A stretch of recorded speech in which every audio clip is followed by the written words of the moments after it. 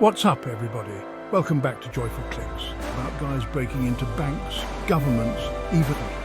We're not giving away thousands of dollars, but we are diving into a world that's just as wild. The world of hacking. We're talking about the most infamous hackers in history, the masterminds who broke the internet, stole millions, and lived life on the edge. These guys are like the real-life superheroes and supervillains of the digital age. Get ready for some insane stories about guys breaking into banks, governments, even NASA. We're going deep into the dark web, exploring the minds of these tech geniuses and figuring out just how they pulled off the impossible. So buckle up, smash that like button, and get ready to explore the crazy world of hacking. This is going to be epic.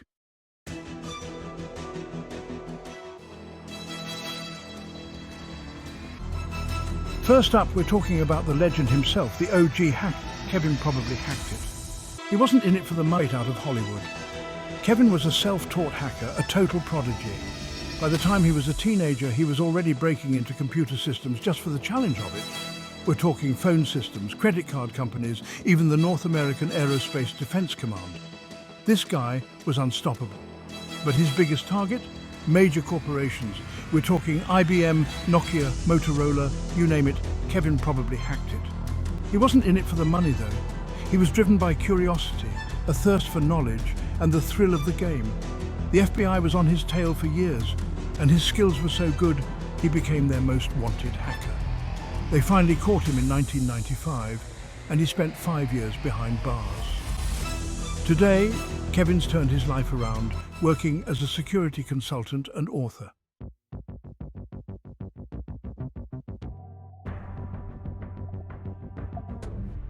Now, what made Kevin so good at what he did? He'd have their passwords in seconds. Kevin was something called social engineering. This isn't about breaking codes, it's about hacking people. Kevin was a master manipulator. He could talk his way into anything, convince anyone to give him the information he needed. He'd pretend to be a janitor, a security guard, even a company executive. He knew how to exploit human weaknesses, our trust, our willingness to help. He'd call up employees, pretend to be from IT, and bam! He'd have their passwords in seconds. Kevin's story is a reminder that the weakest link in any system is often us humans. It's a lesson in cybersecurity that's still relevant today. So remember, be careful who you trust online and never give out personal information too easily.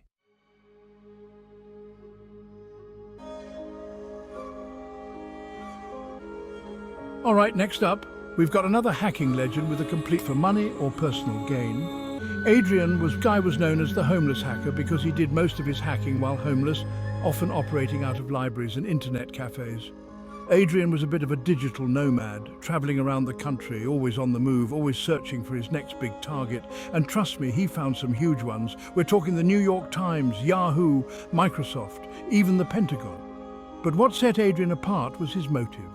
He wasn't in it for money or personal gain. Adrian was what you'd call a grey hat hacker. He hacked into systems to expose security flaws, to show companies how vulnerable they were. He believed he was doing a public service, and in a way, he was. Adrian's hacks forced companies to take security more seriously, to patch up their systems and protect their users. He was a controversial figure, but there's no denying he made the internet a little bit safer.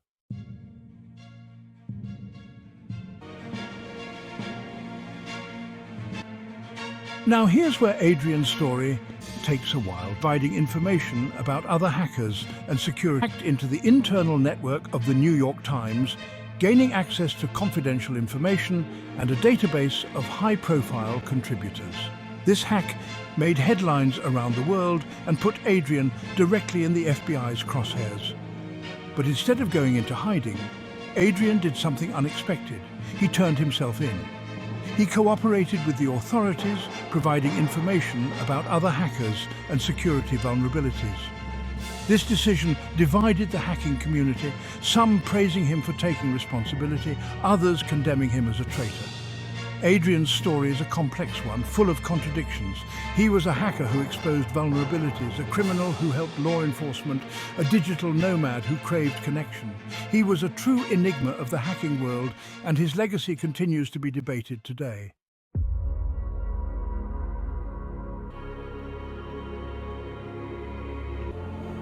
All right, guys, buckle up because this next hacker stole girlfriend's aunt's house in London. Kingpin, also known as Solo, and he was on a quest for the truth about UFOs. We're talking about a guy hacking into the US military and NASA, not for money or fame, but because he believed they were hiding evidence of alien life. I mean, who hasn't looked up at the stars and wondered, right? Now, Gary wasn't some tech genius with a fancy degree. He was self-taught, using his computer from his girlfriend's aunt's house in London. Can you imagine? Sitting in someone's spare room, hacking into the most secure systems in the world. He managed to get into 97 US military and NASA computers, allegedly finding evidence of a secret space fleet and suppressed technology. I'm talking about stuff straight out of a sci-fi movie.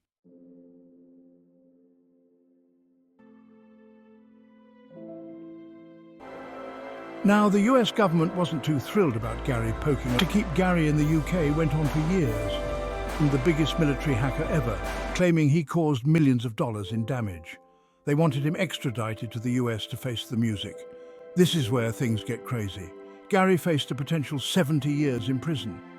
Can you imagine 70 years for trying to find out the truth about aliens? It became a huge international incident, with people debating whether he was a hero or a criminal.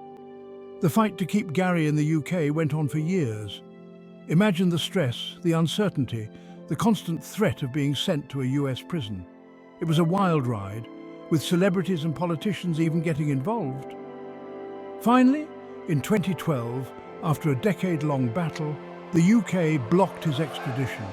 It was a huge victory for Gary and everyone who believed he was just a curious guy searching for the truth, no matter how far out there it seemed.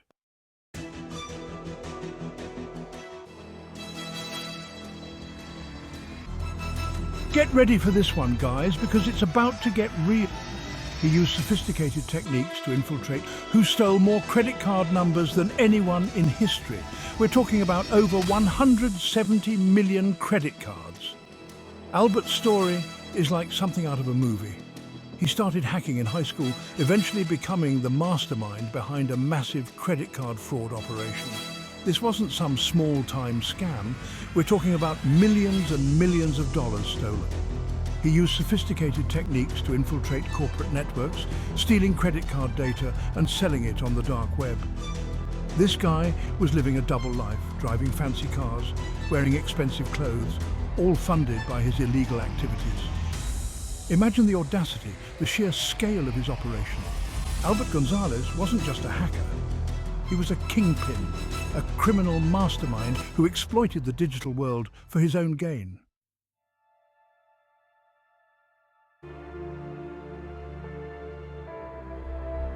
But even the most elaborate schemes eventually crumble, lives.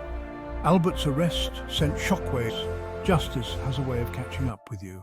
Been on his trail for years, tracking his every move, piecing together the puzzle of his vast criminal enterprise. Imagine the relief of the authorities finally catching the guy responsible for one of the biggest credit card heists in history.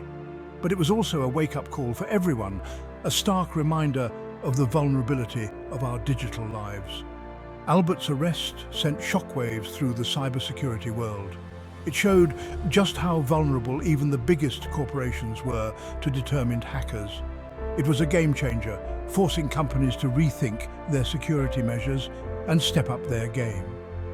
In the end, Albert Gonzalez was sentenced to 20 years in prison, a hefty price to pay for his crimes. His story is a cautionary tale, a reminder that even in the vastness of cyberspace, justice has a way of catching up with you.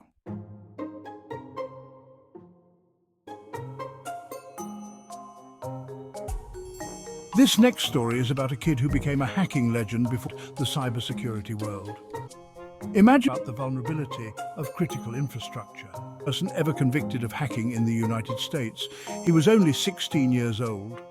Jonathan's story is both fascinating and tragic. He started hacking as a young teenager, teaching himself how to infiltrate computer systems from his bedroom. It wasn't long before he was breaking into high-profile targets, showcasing a talent that both impressed and alarmed the cybersecurity world. Imagine being that young and having the skills to bypass the security of major organizations. Jonathan managed to hack into the Department of Defense, stealing software and disrupting communications.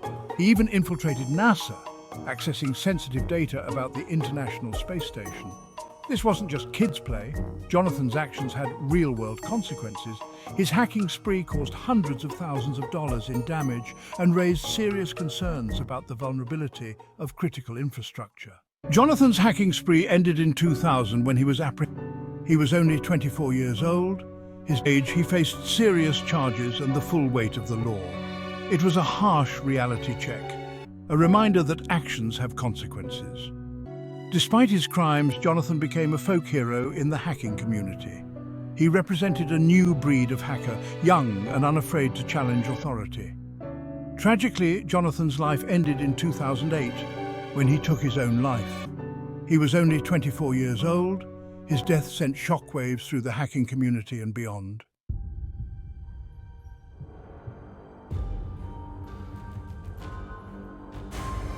This dude, Jensen James Ancheta, he wasn't messing. It's like something straight out of a sci-fi movie. Imagine controlling thousands of computers with your fingertips. That's what he did. Imagine having that much power, right? You could practically rule the internet. He didn't just stop at controlling a few computers, though. Ancheta built a massive botnet, an army of zombie computers infected with his malicious software. These computers became his puppets, doing his bidding without their owners even knowing.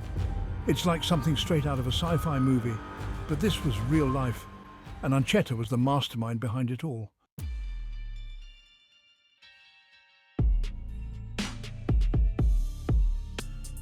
Ancheta started hacking in high school, just like some of the other guys. In 2005, the FBI finally caught up with him. He used his botnet to launch DDoS attacks, which is basically like flooding a website with so much traffic that it crashes.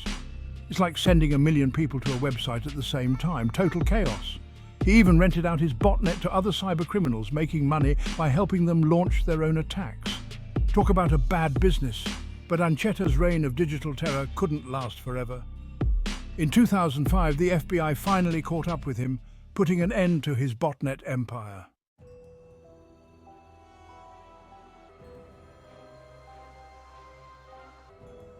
Next up, we're heading to Russia to meet Vladimir Levin. He banks computer systems, and he wasn't just messing with heists in history. And get this, he did it all from his tiny apartment in St. Petersburg. Levin wasn't your average hacker, though. He was a trained mathematician, which means he knew his numbers. And that skill came in handy when he set his sights on Citibank, one of the biggest banks in the world. In 1994, Levin infiltrated Citibank's computer systems, and he wasn't just messing around. He managed to transfer a whopping $10 million from the bank's accounts to different accounts all over the world. Can you imagine seeing that much money just disappear from your bank account? Citibank was freaking out, and they called in the FBI to track down the mastermind behind this audacious heist.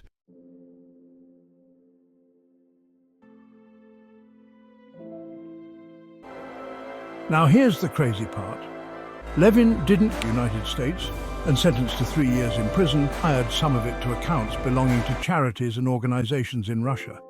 Some people even called him a modern-day Robin Hood, taking from the rich and giving to the poor. But the FBI wasn't impressed with Levin's charitable donations. They tracked the money trail all the way back to his apartment in St. Petersburg and arrested him in 1995. Even though he was extradited to the United States and sentenced to 3 years in prison, Levin's daring heist became the stuff of legends in the hacking world.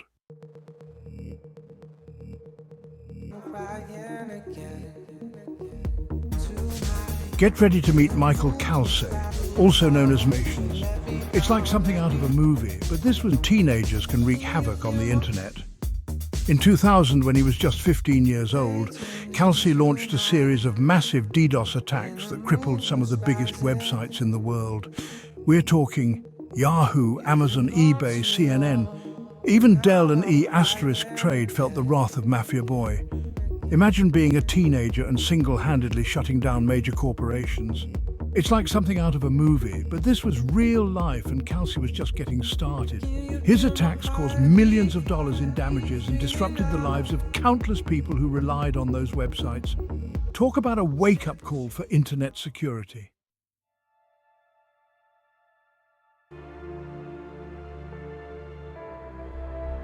Kelsey's weapon of choice? DDoS attacks time. Even though he was a miner, so much traffic that their servers couldn't handle it, causing them to crash. It was like a digital tsunami and no one was safe. But Kelsey's reign of terror didn't last long. The FBI, along with other law enforcement agencies, were on his tail.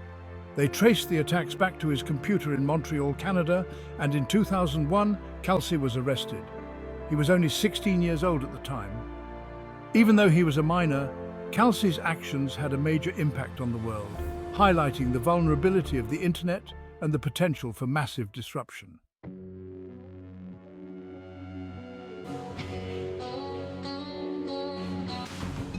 All right, guys, buckle up because this next story in the world.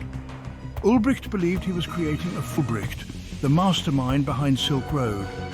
Imagine a website hidden deep within the dark web, where you could buy anything, and I mean anything, anonymously. That was Silk Road.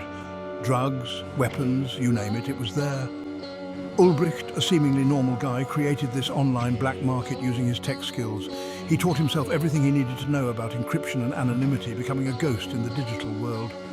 Ulbricht believed he was creating a free market, a place beyond the reach of government control.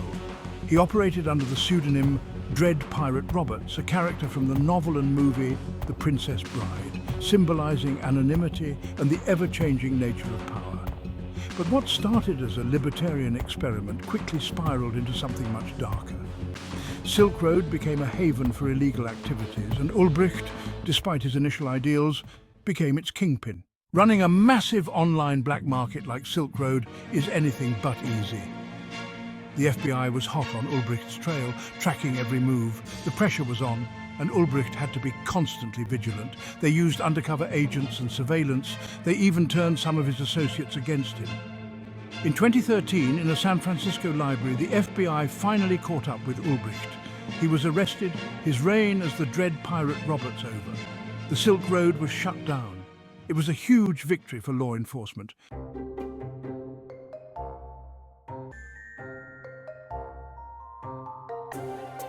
Let's rewind the clock back to the 80s, the early and pushing boundaries than causing chaos. A young and ambitious hacker made a name for himself. Back then, computers were just starting to become mainstream, and the internet, as we know it, didn't even exist yet. Kosta was a self-taught prodigy, a true pioneer of the hacking world. He could crack systems with nothing more than a dial-up modem and a whole lot of brain power. This was back when hacking was more about curiosity and pushing boundaries than causing chaos. But Kosta's curiosity would eventually lead him to target some of the most secure systems in the world, those of the US government and military. Talk about aiming high.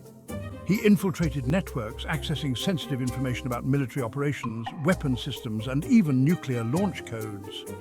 This wasn't just some harmless prank anymore. Kosta had crossed a line, and the authorities were not happy. The FBI launched a full-scale investigation determined to bring him down. Kosta was a master of deception, using multiple aliases, bouncing his signal off satellites and planting false trails to throw the FBI off his scent. Imagine trying to catch a ghost in the real world. He was always one step ahead, disappearing into the digital ether. It was a real-life game of cat and mouse, but even the most skilled hackers make mistakes. A careless error revealed his location. The FBI finally caught up with him in 1981, ending his reign as one of the most elusive hackers.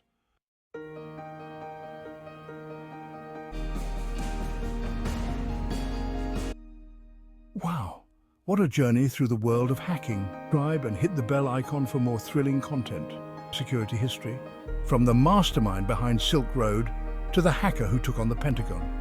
These stories are a powerful reminder that the digital world is a double-edged sword. It offers incredible opportunities for innovation and progress, but it also presents unique challenges and threats. That's it for today's video. If you enjoyed learning about these infamous hackers, make sure to like, subscribe, and hit the bell icon for more thrilling content. Stay safe online and see you next time.